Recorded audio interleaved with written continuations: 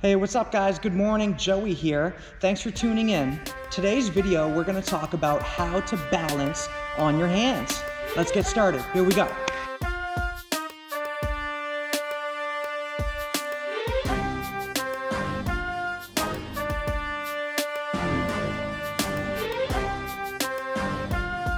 Alright guys, so if you're gonna practice any hand balancing techniques, you need to make sure that you're conditioning your wrists so you don't get injured along the way.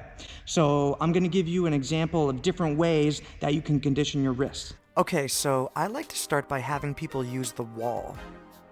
And the basic concept of these drills is to apply body weight onto your wrist over time. Now you can do this multiple times a day, just as long as you're not doing too much each time. So once you get better at it, you can go to the ground and you can start doing the same techniques. It's going to be very uncomfortable, so you're going to have to focus on your breathing and stay relaxed. I like this wrist distraction method where I'm trying to hold one hand down and lift, trying to separate the wrist and really get a stretch all the way up in the shoulder. Okay, so finally we have our quadrupedaling, and it's movements like these that really help keep your whole body conditioned. But in the case of this video, it will help get your wrists ready to make corrections while you're balancing on them. There's a lot of positions that we can get into while balancing on our hands. For example, we have a handstand, crow pose, crane, QDR. All of those are great examples of hand balancing positions because you're actually just using your hands as your base of support and you're making all of your corrections with your hands.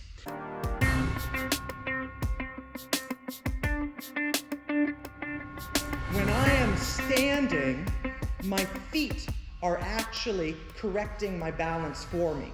So if my body begins to drift forward, my toes are going to press into the ground, and that's going to help get my body back.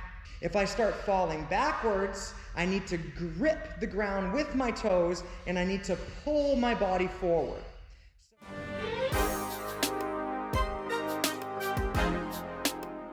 You'll want to make sure you start in a deep squat, and you'll place your arms just inside of your knees. From there, you'll lean forward with your head, neck, and shoulders and begin to balance.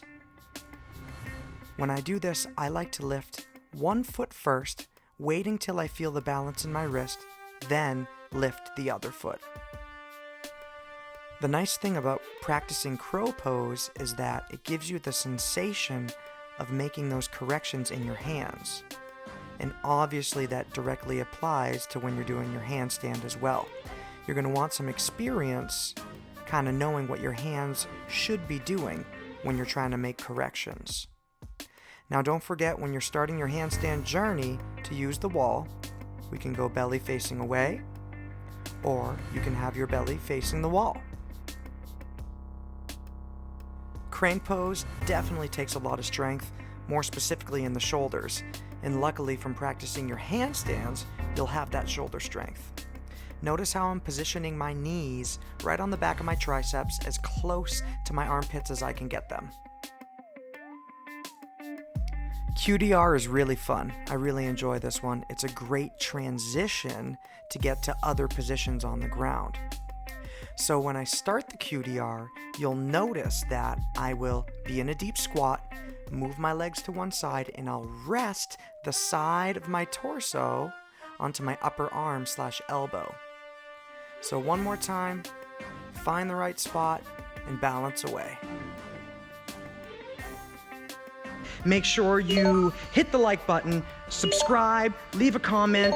These are all different ways that you can help support my channel. I'll talk to you guys again. Peace out. Thank you so much for tuning in.